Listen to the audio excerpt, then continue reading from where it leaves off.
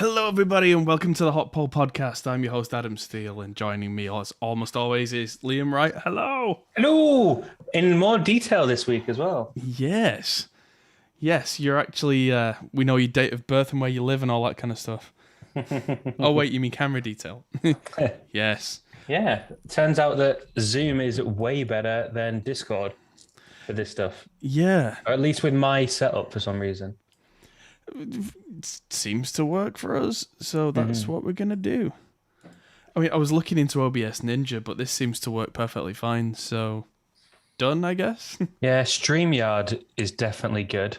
A lot of people using that on like podcasts now. Yeah, the camera quality last time I used StreamYard was not great, but then it wasn't my podcast, it was somebody else's that I jumped on. Right. So the podcasts that I watch that use it are all pretty good. Right. But I mean, I don't know. I do tend to watch them small on like my phone or my iPad, so I guess I would probably have to open them up properly to have a look to see. But just the ability to do like screen sharing and stuff easier and things with it. The functionality on StreamYard's great. We had one just after Gear Street last year. I'm not wearing the Gear Street t-shirt. I was about to say I'm wearing it, but I went in the shower and now I'm not. But afterwards, Mike from CGS had one of his live shows, and about 10 of us joined in, and StreamYard just handled it, and we were all just on screen. It was brilliant. So that's the kind of thing that, this setup would have an absolute fit. Yeah, but it managed it. But yes, it's been a heck of a week, everybody. How's your week been?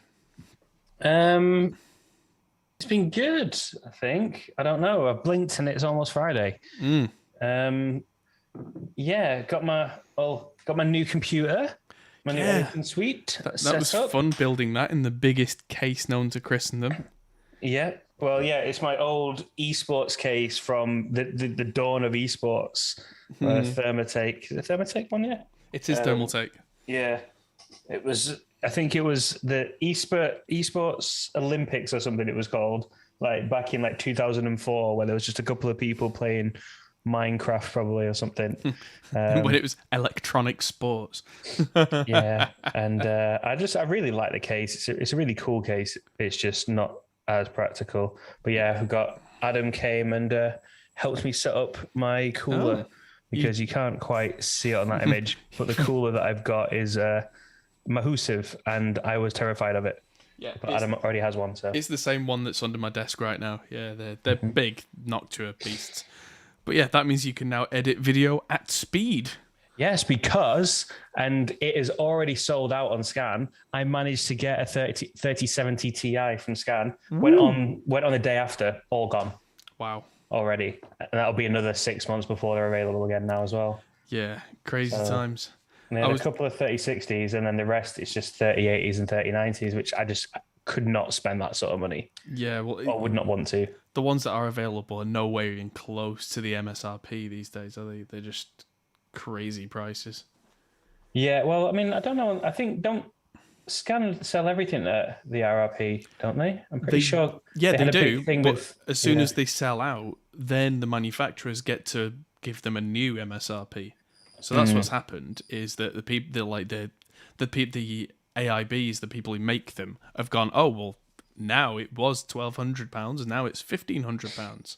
Yeah, I don't know, because I remember the 3060 Ti's were meant to be like 450 quid, which I'm sure they never got released for that amount. No, because it'd be ridiculous. I remember looking at them when they were being announced as coming out, and be like, my God, I could buy like 3 of these and like just mine Ethereum forever. Yeah. Yes. Oh, yeah, it's been a heck of a week. So your computer's built up. I got deliveries on deliveries on deliveries. One thing that came is these. I got my new Slate VSX headphones. Ooh. So yeah, I filmed a new video for that. I've been in the studio the best part of this week. I've been in the studio a lot. You have? And yeah, so I'm just going to open these because one thing that they've changed them. This bit where they were snapping on the headband, they've completely redesigned it. It's kind of hard to see, but it's now a single piece instead of a thin piece of metal and a thin piece of plastic. Are these the ones that broke? Yes. Well, these are the replacements. Right. And so they've updated them as well. So it's not the same model sort of thing. The only thing that's changed is the bit where there was a weak point. Right. So they've not changed the headphones. They've just changed this little bit here. Yeah, it's really interesting, isn't it? That the thing that was wrong with your headphones is the thing they have fixed on them. Well, it seems to have been a common thing. When I made the update video a couple of months back, one thing I said in the video was a lot of people have had reports of them breaking exactly in this location. I was like, well, lucky it's not happened to me yet. 3 days later, crunch. So, yeah, they must be getting so many returns for the same thing that they've just called the factory and gone, look, fix it. So, yeah. Oh, look at Al being all nice in chat. You're welcome, Al. Thank you for being here. That's a great place for us to be too. Yes, we're not paying Al to say nice things, so yeah, cheers. I've got my giant orange juice. Yeah, cheers. Although I technically shouldn't be drinking now because I'm meant to be fasting. Clarky Balboa. Lovely lad, always have been since Bear Trees. Where do I know you from then? Because that was my primary school. Don't know. What? Yeah. Don't know who that is, Clarky Balboa, but yeah, that's going back away. But yeah, hiya. How amazing. Yeah. That person's known you longer than I have. No, tell me about it. Now I do feel old. Yeah. But yeah, that's one of the big things this week. The other thing is, last night I interviewed Fluff on. So it was almost an hour-long interview that's going to be on our channel as soon as I can get that edited. So yeah, like not childhood dream, but like because I didn't know who Fluff was till almost a decade ago. But when I first got into YouTube, I was like, Fluff and Glenn Fricker were at the top, and now I know them both. And I'm very happy. And that was awesome. So, yeah, cheers, Fluff. Al says he's now taking Bitcoin. Oh, Dean Clark, right. No, that's pushing my memory a little bit because, you know, when you're in your class and everyone else is in their class, you just kind of, But, yeah, what else have I done? Yeah. So I've got... you're getting famous now, all the people coming out of the woodwork. Yeah. Tell me about it. Yeah, I've been mad busy. I've done loads more video filming for Herc, who I did those 500 series videos for. We did a video for a Sennheiser wireless mic where I walked down the street using the mic, didn't I? And you got all the local kids going, oh, it's at BBC. Am I going to be on TV? And you're like, oh, go away. Yeah, well, you got quite far away. Yeah, I got so far away you could barely see me on a 6K camera. Yeah, you're going to have to put that into like 720 in order to be able to see you. I'm just going to have to keep pushing in and pushing in and pushing in. And then just snap the camera back so I can be like, well, that's how far away I actually am. And it's not like you're on a super wide angle lens or anything either. No, I think it was on a 24mm, so nothing crazy. What else? I got 2 wangs. So I did my videos. Well, I did the largest part of the videos for a 5-watt Class A amp and a 30-watt like Soldano, almost like an SLO30. They were really cool. Tomorrow I'm in the studio all day with Paul from Banana Ranch. It's the finale of the series. Ooh. Yeah, starting at 11 a.m. our time. But don't worry if you can't be up at that time if you're in the US or wherever, because it'll be going on for a long time, that one. It's an all-day session, so we'll probably still be at it 8 hours later, I would have thought. Yeah, I got a Dynamount. That's the next thing. I got the new Mark II Dynamount, and my God, the amount of work that I had to put in. It's a great product, but everything's still kind of in beta. Everything's still a bit new because it's the version 2 and the new app isn't officially out yet, etc., etc. It's all a bit fresh. And I installed an extra bit on it so it goes up and down as well as left and right and backwards and forwards. Yeah, it looks really cool, that thing. Yeah. But I was installing it and I thought, you know what? I'll do it on camera. How long can it possibly take? Famous last words. I had to stop the camera twice before I threw the thing through the wall. Oh, wow. It was fine. It was literally just a case of getting some screws in, but I couldn't get them in straight. and it was just kind of in a slightly awkward thing, and my patience was just starting to fray a little bit. And then it went in. I was like, huh, record. It's not as if I was talking to the camera. I'm going to time lapse it. So I'll just be like, blank, 30 seconds later, and go. But yeah, that's going to be coming very soon, because that is very cool that they move all over the show. Yep, got 2 pedals from Pepper's Pedals. I think I showed them last week, because yeah, Fluff recommended those to me, so I went and got them, and they are good. Marty's on US time as well. What? Why? Our Dutch moderator is going to be on US time. Weird.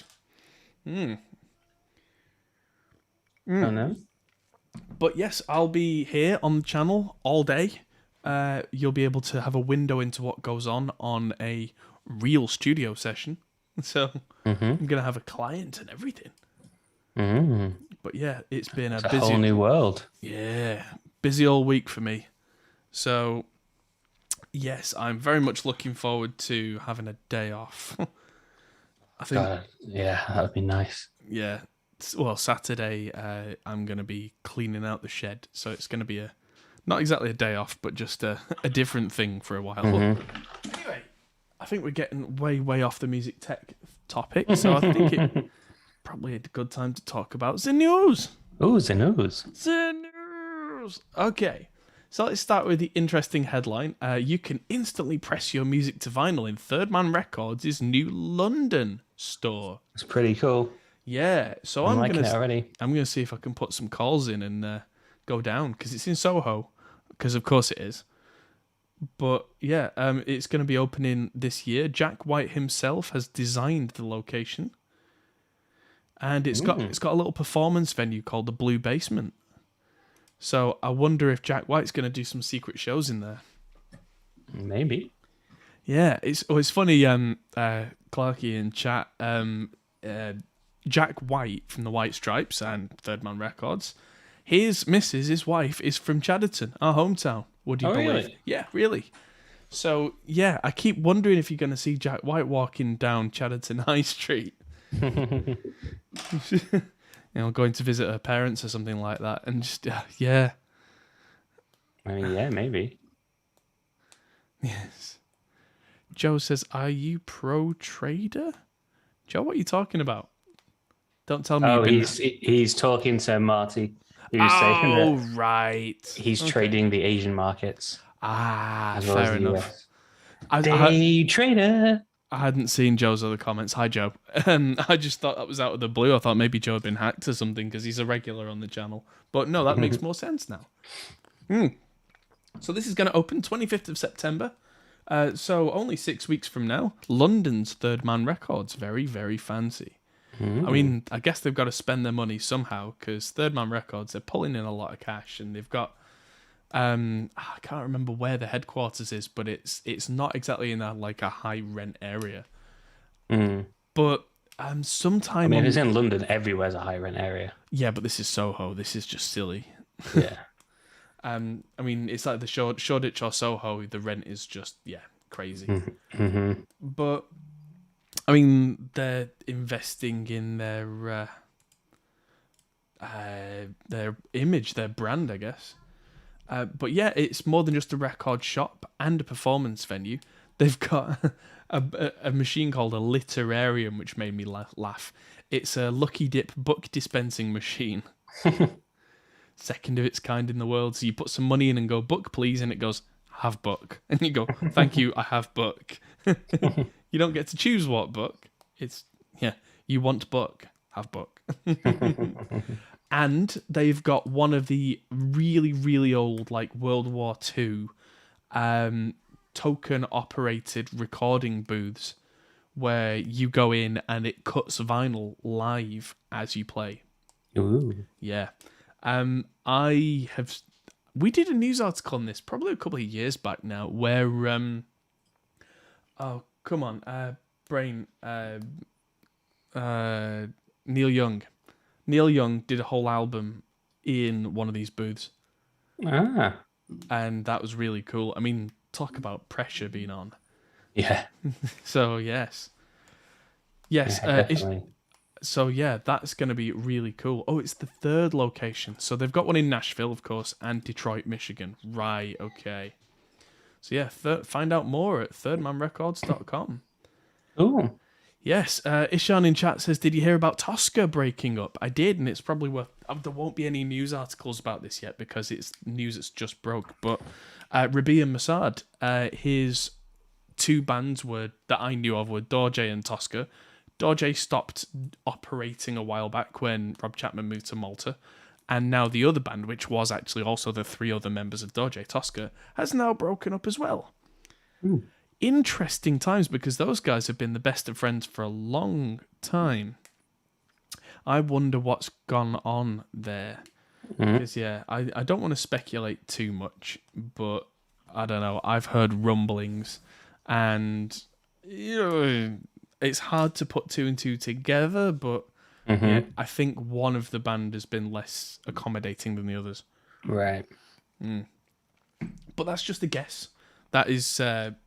based on what very limited information I have, and is very likely to actually just be completely wrong. So, yeah, don't go off what I say. Not on that, anyway. So, moving on from some sad news to everybody's favourite word, Brexit. So, there's been an issue for the past 6 months or so that if you're in a band, you couldn't tour the EU anymore without getting a visa. So it seems like now you will be able to do visa-free travel to the EU as a musician, but it's not smooth sailing and there are conditions that were not there before. Right. So, yes, you'll be able now to go through 19 EU member states, not all of them, notably, including France, Germany, and Italy, which helps. But yes, some of the issues are, yes, so that's about 1/3 of the EU member states. Of course, conditions of the visa-free travel will differ from state to state. And, yeah, there are some issues, like, of course, in some states you can only stay up to 90 days, which if you're a touring musician is probably not a problem. In some of them, you'll only be able to stay up to 7 days in any 1 year, which means you're not doing more than 7 tour dates in that country. Great. If you're driving a splitter van, the ones with like 2 rows of seats and then storage in the back, they are technically illegal in the EU right now, under the Trade and Cooperation Agreement. That doesn't help. Yeah. Under current regulations, there's also a ban on UK vehicles doing more than 3 stops on an EU tour. Weird. Yeah, weird indeed. Don't know why that is, but I don't know. Yeah, you can't do more than 3 stops. That's just weird. Yeah, it's weird, isn't it? I mean, surely you'd just find a vehicle hire company in like Calais and just leave your van there and just pick up that van. It just seems like an extra unnecessary expense and complication. Definitely. Yeah, I've been keeping an eye on this because I'm actually going to Germany next week. So a week today, I will be in Germany. I'm going for a meeting. I'm not going as a musician, technically. I'm going it's just a quick business trip. So that doesn't apply under this. Because I'm not going to play a show. I'm not going to a venue. I'm not playing in front of people. I'm going to network and do business things. And if we happen to make videos, great. But on paper, it's business. It's not a show. Which helps. But then we've got other hoops that we have to jump through because of all the COVID regulations. It's a little bit mad, but on the way there, I can basically just get on the plane. On the way back, I've got to take a test the day before I leave and the day after I get back. It's all a little bit crazy. And that's at current rules. It could change any time in the next week. Mm-hmm. Bizarre. But yeah, that is all now booked and planned, and I'm making an announcement video that should come out either tonight or tomorrow, which I have the footage for. I've just not had 5 minutes to sit down and put that together. But 42 Gear Street Tree, and it's pronounced tree because it's in the shape of a tree, even though it's the number 3, will be happening starting next week. If I'm lucky, I'll be able to do the podcast from there like I did last year. No promises. So yeah, if there's no podcast next week, that's because we can't get signal and reasons. But yeah, hopefully it's something we can do. Yeah. So yes, I won't be there. No, I'll be taking an interface and having people on the stream, and it'll be really cool. So I won't see you guys next week. Well, I'll probably be in chat, but yeah. So it'll be a week without me. So everyone be sad now. Oh. Womp, womp, womp. I've just got my internet sorted in here, and now I'm leaving. Typical.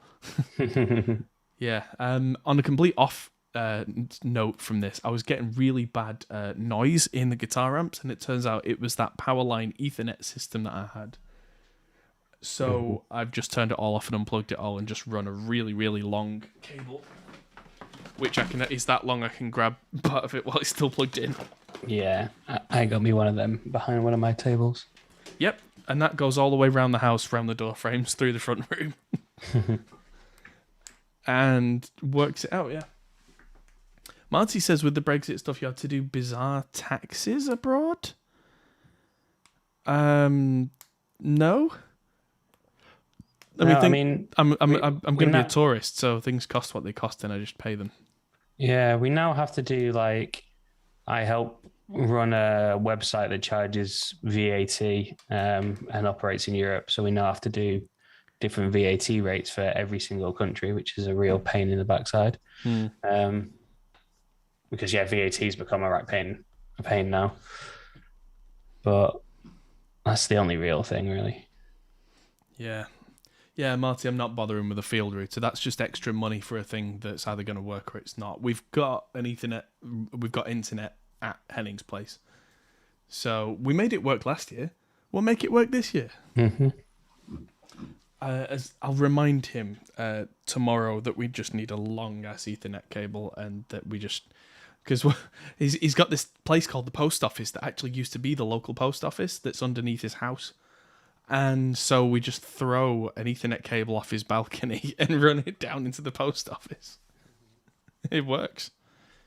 So yeah, long-ass cable. It's the most reliable method.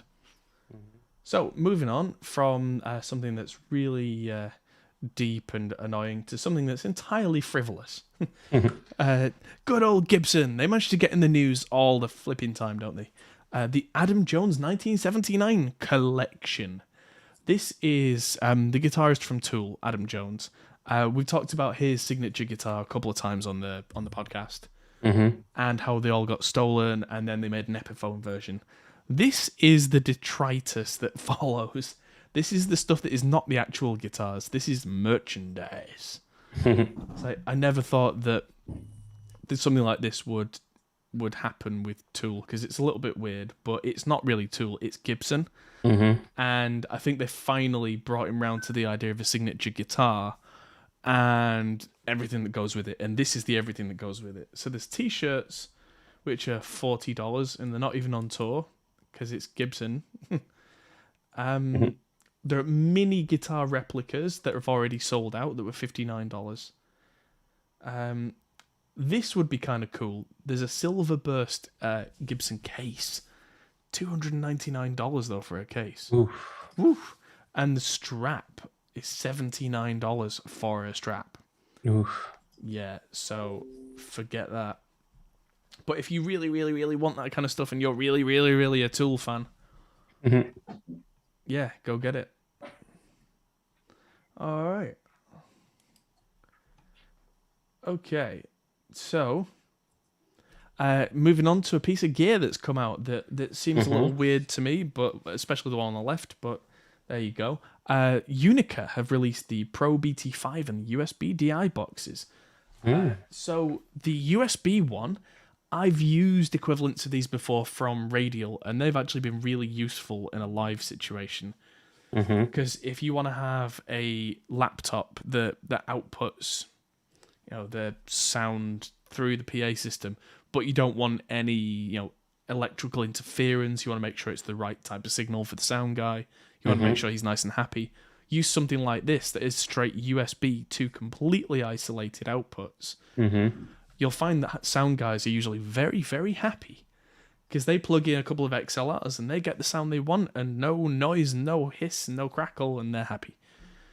This is a bit weird to me, though. They've done a Bluetooth version, so you can Bluetooth into a DI box. Well, I say into a DI box. Yeah, it's a direct box, but it's not like plug a guitar in and get a clean sound DI box. It is the Bluetooth sound coming out of isolated outputs. Right. In my experience, stuff that runs on Bluetooth has a hideous lag and a hideous latency, so you don't use Bluetooth in performance. And also, Bluetooth has a notoriously bad pickup range.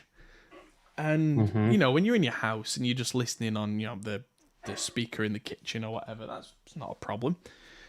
But when you're using these at, I don't know, a show, and there's 200 or 300 people with their phones in their pockets with Bluetooth on, that could cause a problem. Yeah, whatever your gear is that's connected to that, I wouldn't trust that as far as I could throw it. No, maybe not. I've got something that's better than that. You know what it's called? A cable. Ooh. Or maybe I plug that cable into this one. Ooh. Yeah. So yeah, weird, but the option is there. I have considered a couple of times having something like this in the studio, but then the kind of musicians that I work with generally tend to bring me something that isn't Bluetooth. I mean, it's always a bit worrying when, like, let's say you've got a rapper that comes in and they go, I've got a track on my phone, I'll play it for you. It's like, well, if it's on your phone, have you actually paid for this? Yeah. Do you have a link to the producer who made it? And yeah, it's like, yeah, if you've got that on Bluetooth, you can probably send me a Dropbox link and then I'll download it and then we won't have any cutout issues with Bluetooth. Yeah. And this one does 192 kilohertz 32-bit operation, so it's ridiculously over numbered. Them's marketing numbers. 200 and something euros, which is just a little bit more than Radial USB Mobile, that's the one that I think that's the one that I've used with Meseto before. It might be like a previous version of that. But yeah, they've existed for a while. They're actually in Radial style horseshoe cases as well. So interesting that this is just a direct competitor. Weird. So, moving on from, especially this one, a DI box nobody asked for, to a pedal nobody asked for. This is the 29 pedals WAMP output driver. Apparently that's how it's pronounced, is WAMP. WAMP. Yeah. Personally, I would have said OAMP, but there you go. Yeah, I would have. WAMP. It can supply guitars to 29 dB of gain with some conditioning. Apparently, it's supposed to be used after all your pedals, which makes no sense unless you've got a pedal board the size of France. But if you've got a pedal board that big, you're probably using one of the looper systems these days, so that pedals that are a problem just aren't even in the loop when you're not using them. But yeah, apparently this can drive things that loud. It can drive headphones because it can drive speakers down to 600 ohms. It's not even an amp, it's just a pedal. It's got a built-in effects loop, which I guess is useful. And it's got something that did make me smile, which is it's got a power output that they've called it whatever. Because it can do AC power, it can do DC power, 7.5 volts to 35 volts, either polarity. It literally will just do whatever. That's pretty impressive, actually. That is pretty cool. Yeah, I'd buy it almost just for that bit, but I Hmm. definitely wouldn't buy it for the signal buffer thing because there's buffers out there that already sound great and not for $300. Hmm. That is a lot of money for a thing that you honestly do not need. No. If you need this thing, you probably need a different solution. This is for somebody. Hmm. And whoever it's for, I mean, there it is, go get it, great. But I can't think of many people who actually practically would need this. No. I mean, yeah, I've got boost pedals that, like clean boost pedals that cost a tenth of this that do a perfectly serviceable job. Hmm. But they don't have whatever. So there you go. Not whatever. Yeah. So from the whatever pedal to the shiny, ooh pedal. Ooh. New Neighbor Audio, who we met at NAM We did. last year. They were the ones downstairs and with the smaller booths. That's the one. Yep. They seem to potentially have made the ultimate reverb machine. Ultimate. It's very, very small. 600 ohms, are you sure? Yes, I am sure that's what it says in the article, my man. I mean, I'm wearing headphones that are 600 ohm drivers. That exists. And headphones have speakers in them. I mean, I know that sounds reductive, but it's not your typical guitar speaker application, but there's a use case for that. And I happen to be wearing it on my head. So, moving on to this. New Neighbor Audio Illumine could well be the ultimate reverb pedal, combining studio-grade reverb algorithms into a compact unit, which can pronounce Neuneighbor. No, I think it's pronounced New Neighbor. We were at their booth. I'm pretty sure they said it's New Neighbor.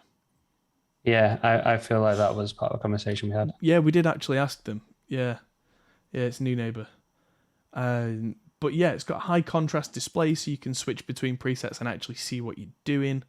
Oh, analog dry signal, really useful for anything that's got a digital signal, is that if you're doing a wet dry blend, you don't lose the quality of the original signal because they're actually piping the original analog dry through, so there's no delay on it, there's no issues there. 17 different reverbs, including plate, hall, digital, spring, and useless. No, I'm kidding. But, I mean, New Neighbor are known for things like the shimmer reverb with the extra stuff. Yeah, Marty says, ask Henning, he's German. Yeah, but the New Neighbor pedal company, they're American. So, if they pronounce it wrong, we pronounce it how they pronounce it. Yeah. Oh, it comes with MIDI input and output on tiny little 2.5mm TRS mini jacks, which is really useful because then you get pedals like this thing that I've got down here, the Futurist from Matthews Effects, which has the same type of cables, and you connect them, and then you can change all your presets and all your different settings with external MIDI, and have that like at the back of the board where it's nice and safe, and then just stomp on this thing. Always nice. But a lot of people I've seen now are saying, oh, I don't need MIDI, I'm old school. I mean, what do you need MIDI for? And it's like, some of these pedals are really precious. Just put them at the back or put them underneath and connect a couple of wires out and change the buttons that way. And that way, if somebody spills beer on your pedal board, they break the controller and not the nice, pretty, expensive thing that you hid at the back. Yeah, so there you go. All right, so let's have a look. Ooh, not cheap though. Starts at $380, rising to $480. Oof. But this is basically a studio rack in a tiny little pedal format. If they can justify that through the quality of the sound, then they're gonna sell. I mean, it's the Strymon effect. Strymon pedals are really expensive, but a lot of people have them because they do a lot of things well live without you having to have a board full of reverb pedals. Right. You just have one, and it does the different things at different parts of the show, and they all sound amazing. It can be worth the money. Because, I mean, yeah, some pedals like this, the Wampler Tumnus, I got this recently. That's what, $150 pedal? Right. For a drive, I mean, that's a bit of money, but you think, okay, $150, I can live with that. Mm-hmm. If I had to buy 3 or maybe 4 different versions of drive pedals to get the different sounds I want, that's $600. You see how it adds up quickly. Whereas if you can get a single solution that covers all your bases, it is a lot of money. But you're buying it once. If you can make that work for you, then that could be an answer. I mean, depends what you're doing. For me personally, I'd just get like a Helix Stomp or something like that because they cost less than one of these and it can do a lot more stuff. But I would then combine that with a Valve amp and probably a Load Box Live. But it depends what you need. And it depends how much you are chasing that ultimate tone. I can see a lot of guys who are getting back out on stages who will probably end up buying something like this if they're a little bit sick of the Strymon thing. It's there for somebody, and probably a lot of somebody's. So yeah. Poo Ninja. Hello, Poo Ninja. He says, is it better to buy better gear or just hire a tech and complain that your tone issues are their fault?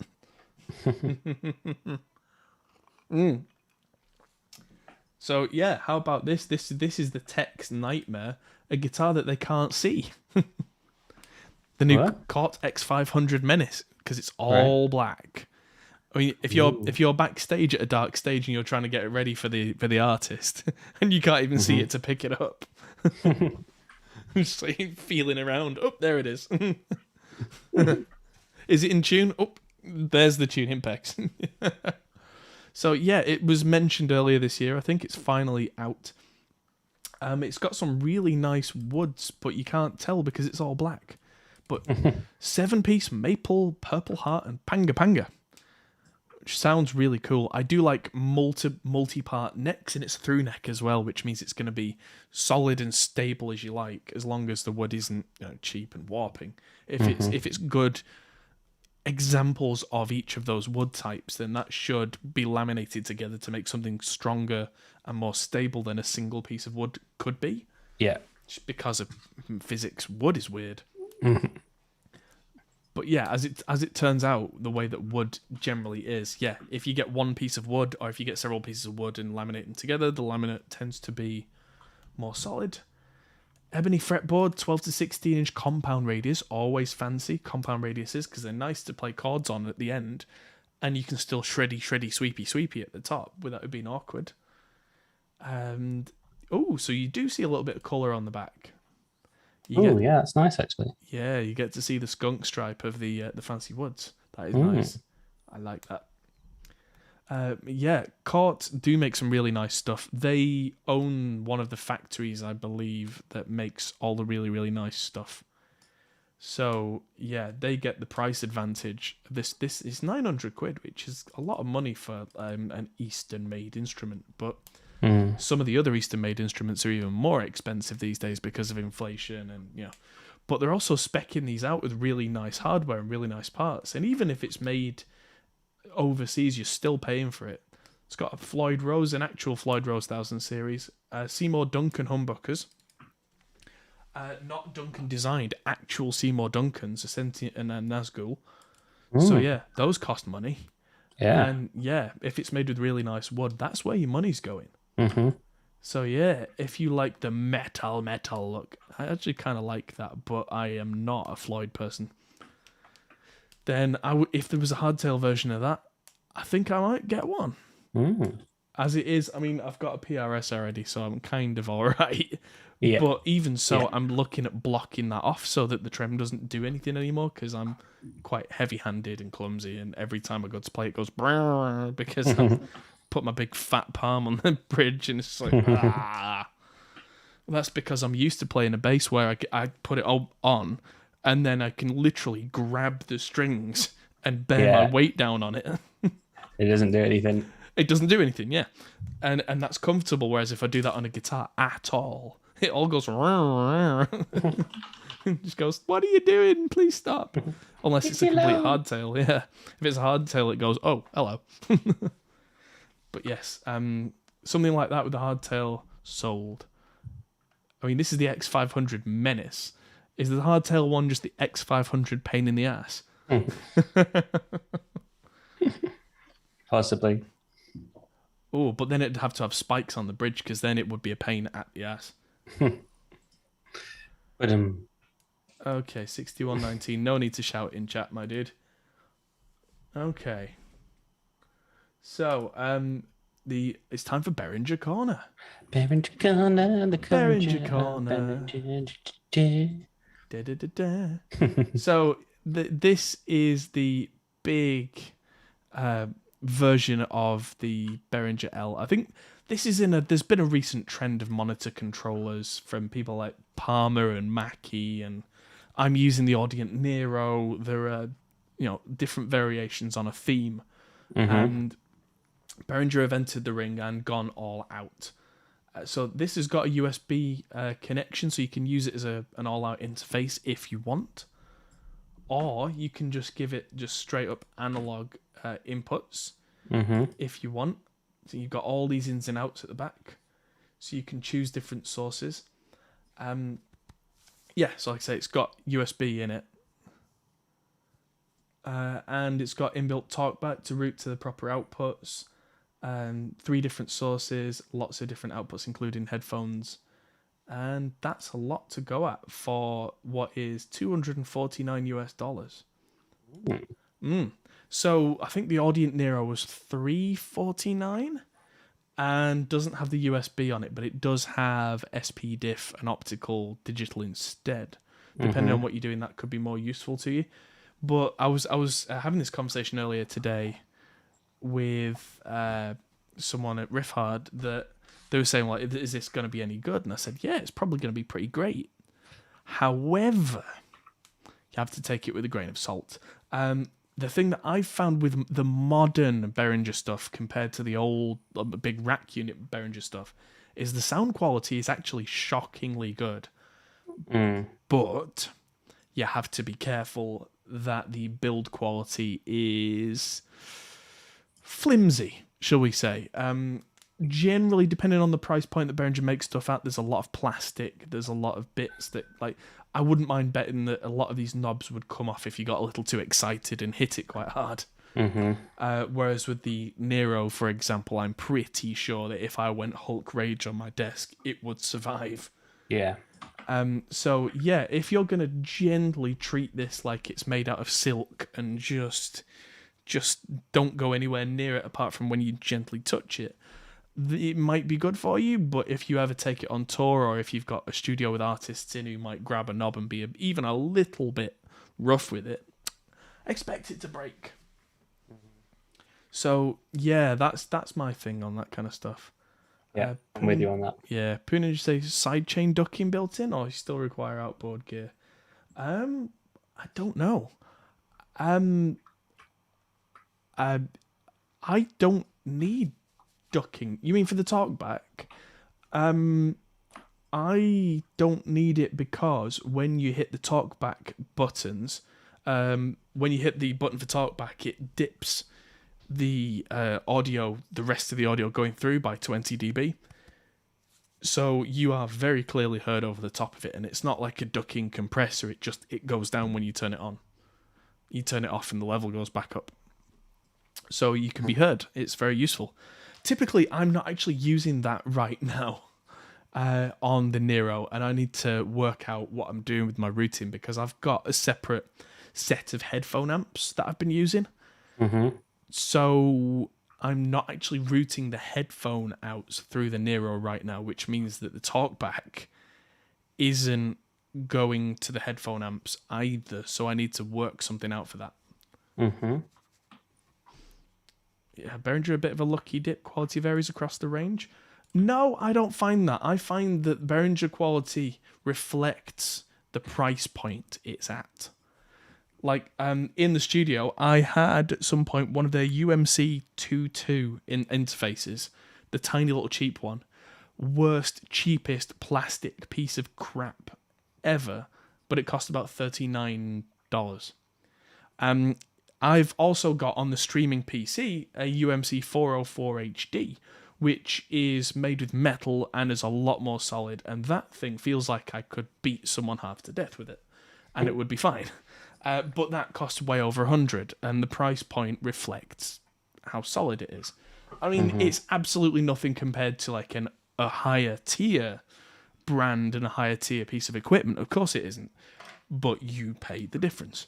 You know, when people say to me, well, what am I actually paying for when I pay more between, let's say, an Audient 4-channel interface like an ID44 and the Behringer equivalent, it's like, well, one is absolutely like solid as a tank, will not break, does have better sound, but then who am I talking to at that point? Because quality of sound is like, some people don't care. You know, they want good enough. They don't need like the ultimate best and would rather save $300. And for some people, that's what they've got to do because people only have a limited means of income. I appreciate that. I mean, if you're an absolute tone chaser and it's money no object, I know what gear I'm going to recommend to you. But if you say like, I struggle to live, but I can save $10 a week, what should I get?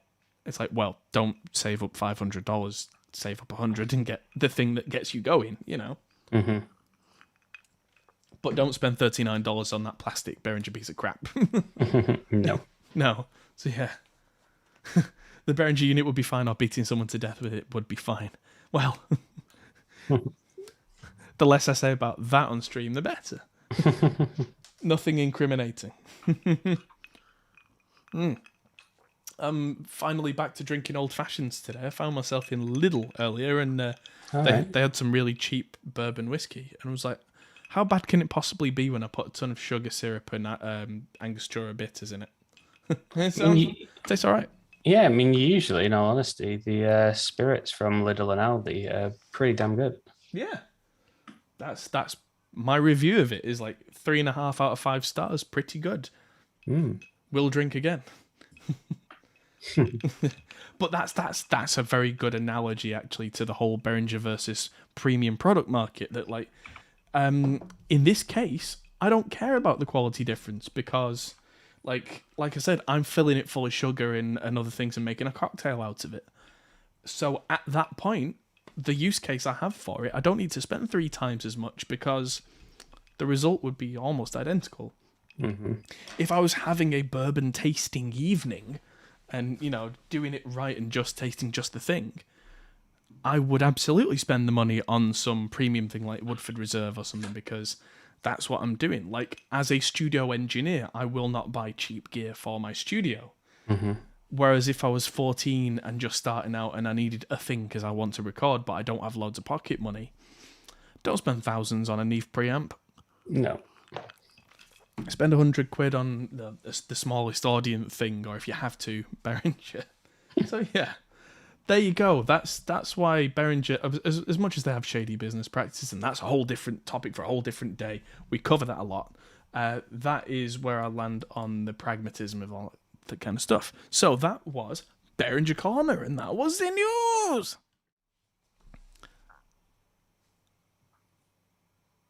The news. There it is. Almost Misty Q there. So, what else has happened this week? Any questions in chat? I've been talking to and getting to know some of the Gear Street guys this week on a Facebook. In fact, I think I got a couple of messages. Oh, yes. I got a message from Dirk Bagley. Oh, yes. He's bringing a 5-string aluminium necked bass to Gear Street. Oh, yes. Thank you. Oh, yes. I'm going to get to play that on camera. Looks like the strings are aligned weird, but that could just be the camera angle. I'll bring some spare sets of strings this year because it seems that we had a real problem with that. Despite the fact that Henning has like a guitar empire in his house, he didn't have a single set of bass strings in the entire place. Oh, wow. Yeah. So, yeah, we had to source some bass strings last year, and we had one bass that worked. So yeah, this year is going to be different. I'm going to be playing like 5-figure sum basses this year, and I'm very excited. Like, company Nick Huber are bringing a Rietbergen bass for me to play, which is like Dave Grohl's got one, Nate Mendel from Foo Fighters has got one. these are the like serious top. Like, and those guys have paid for their own ones. They weren't freebies. That's the kind of caliber that Nick Huber's at. Ooh. Yeah. I thought they made like 300 and something guitars in a year, and I did my research. It turns out they make 240 guitars in a year. Oh, wow. So they make less than one guitar every 2 days in total for a company of like 10 people. Wow. That's some serious, like, bespoke stuff. Mm-hmm. So yeah, when you get something from them, it costs you a lot of money, but they take great care. Mm-hmm. Hopefully Schecter are bringing me something. Ibanez are bringing me a couple of headless basses, which is going to be a lot of fun. Yeah, a lot of fun. Poo Ninja says if you could pack up my gem and set it in the post office, that'll be great. Yeah, I'll find. I don't know which one's yours, so I'll just find all the Ibanez gems that I can and just leave them in the post office for Poo Ninja. Yes, it's going to be quite the week. There are now 2 hot tubs, not 1 but 2. And they are provided by our sponsor, Sweetwater. For anyone who didn't know, we now have Sweetwater links in the descriptions. I think hotpole.co/Sweetwater works. I'm going to try that and see if that takes me to where I want to go. Sweetwater. Nope, that don't work. Don't use that. Do use that. Just give it a few seconds for me to make it. Sweetwater. Oh wait, no, it's supposed to work with the capital S. Capital S, capitalization. That's weird. I need to fix that so that it doesn't need capital. But yes. There's the white one in Studio A. Should have a tag with my name on it. It's funny. Last year, Jen Majora from Evanescence brought in the new Ibanez Pia, which is like the top of the range Steve Vai signature. And she's really cool. And she just said like, "Hi, how you doing? Do you want to play my guitar?" And I'm like, "Yes, please." And that thing shouted at me. It was so loud as a solid body guitar, without being plugged in. I mean, it was just resonant. And then when you did plug it in, it was just singing for days. You barely had to play it. But I'm very much looking forward to meeting some new faces. Paul Davids is going to be there. I'm going to see if I can get him to do some really nice blues licks for me. Because he's one of the few guys that can play blues who is genuinely interesting. Unfortunately, Ross Campbell's not going to be there this year, which is a shame. But he was another one of the blues players who's really, really interesting. I think he just can't make it this year, which is a big shame, but hopefully I'll see him next year. I was talking to Fluff last night, and I was like, you should absolutely be at Gear Street 4, because he leaves to go on tour today. So yeah, Fluff's probably already on the road, which is, yeah, cool. He's going to be in England in July next year. So, yes, I'm going to go and say hello at that point. Probably do some sort of backstage interview if I can before Dragged Under play, or maybe after if they're supporting someone big. But we'll see nearer the time. But yeah, there's been a lot of developments in the last week. Marty says you're going to be a Twitch hot tub channel. Is Joss Allen coming? Not that I know of. I don't think he could make it either this year. I can tell you who is coming. Let me just pull up a quick list of YouTubers. This full list will be on our channel tonight or tomorrow. Some guy from Hop Pole Studios, I believe. We've got Alex Nasler and Glenn Fricker, both from Spectre Sound Studios. Alex Nasler is from Gear Gods. Trey Xavier from Gear Gods is going too. Andy Ferris, our friend from the Guitar Geek, he's going. Of course, Henning from HP42, of course he's going. It's his house. Jamie from Six String Alliance is going to be there. John Brown, of course. I'm going with John. Kafir Ochayon, I don't know him, but apparently he's huge. But he plays guitar and probably a style that I don't tend to watch, I think. But he's got 1.57 million subscribers, so wow. Oh. Yeah. And then there's Karina Silku, who has less than 1,000 subscribers, but apparently is a really nice guy, and they want to help him out to promote him to get more viewers to his channel. That's what we did with Leaf Huge last year, and that's worked in leaps and bounds. Christian Cola's going to be there, one of the most brutal metal producers in the world. So I'm very much looking forward to meeting Christian, because he sounds like a right good laugh. Mm-hmm. Leaf Huge is going to be there again. He's up from like 500 subscribers last year to 5,000 or 6,000 this year. So his channel has grown tenfold. Let's see if we can get that again. Max Solo is going to be there again. Max Solo, who speaks English and Russian and German, and has hair longer than mine, and is a very good guitarist. There's Mike from CGS is going to be there. Paul Davids. Paul Davids has how many subscribers? 2.5 million. Wow. Yeah. That's lots. That is many lots. There's Perfecto de Castro. He seems really cool, actually. He's got 250,000 subscribers. He's doing okay. Philly Wernerson? Not somebody I know.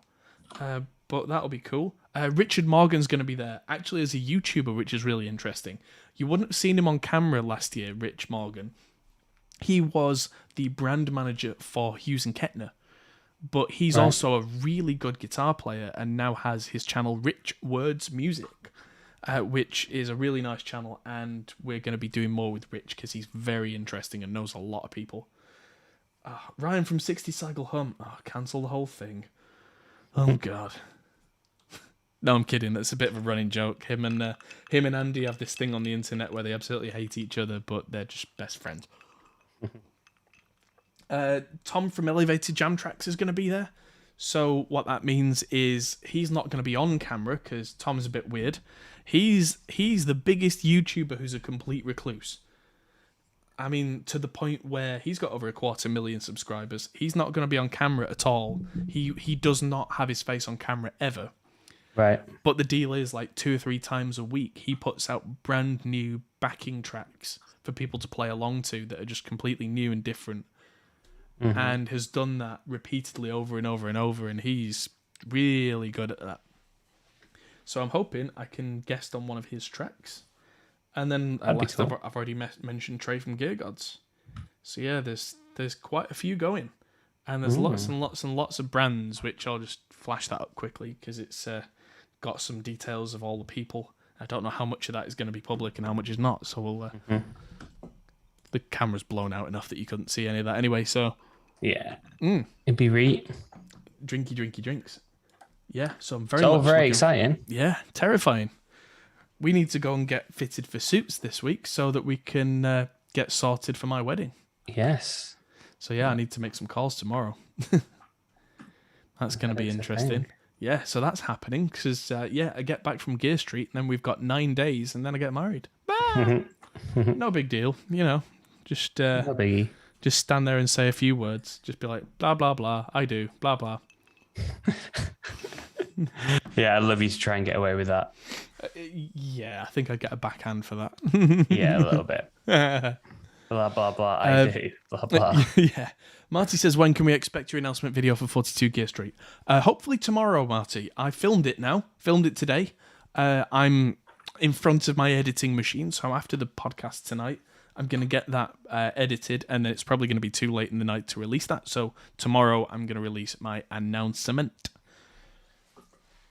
But yeah, I mean, the announcement's not going to tell you anything you didn't already know from the podcast. So, yeah. Is he? What?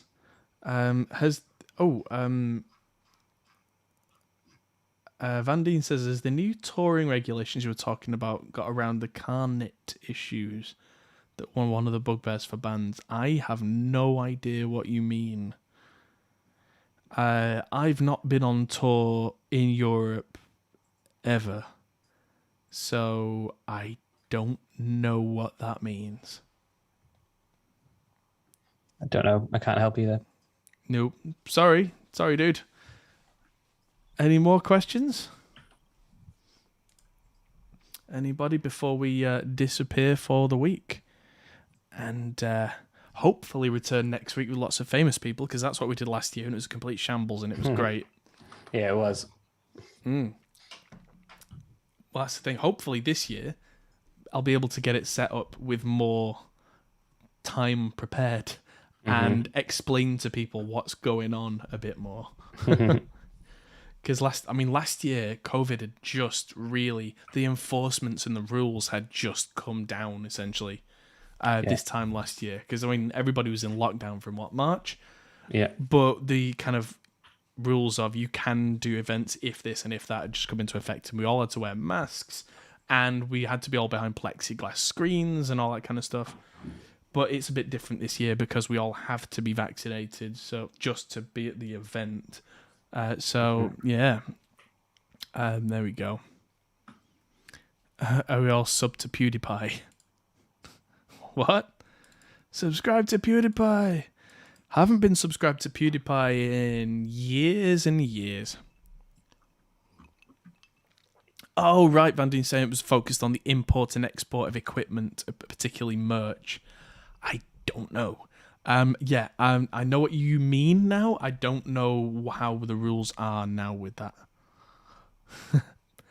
Pooh just says, push Mr. Morgan in the hot tub if you get the chance. One day, Pooh Ninja, I'm going to find out who you are, because you know too much about Henning and what goes on at that place. So I reckon I got an idea who you are. And one day, I'll find out. I thought it was Michiel for a long time, but I can't quite work it out. Studio Shamil will be there, which is Michiel, yes. He made the shirt I'll be wearing in my video this Saturday. Oh.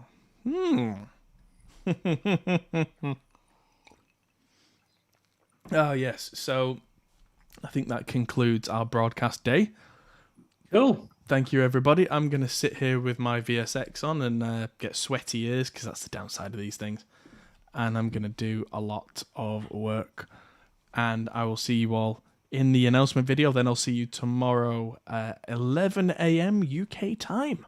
We'll be live all day. Ooh. I best bring Sounds a packed fun. lunch. Yep. Right, awesome. I'll see you all very soon. Goodbye. Catch you later, guys. Bye. Hey everyone, that might be the end of the video, but if you fancy carrying on this conversation, we have a Discord server, link is in the description. We're also on Patreon, which is something you can really help us with. We also are on Facebook, Instagram and Twitter at Hot Pole Studios. See you there.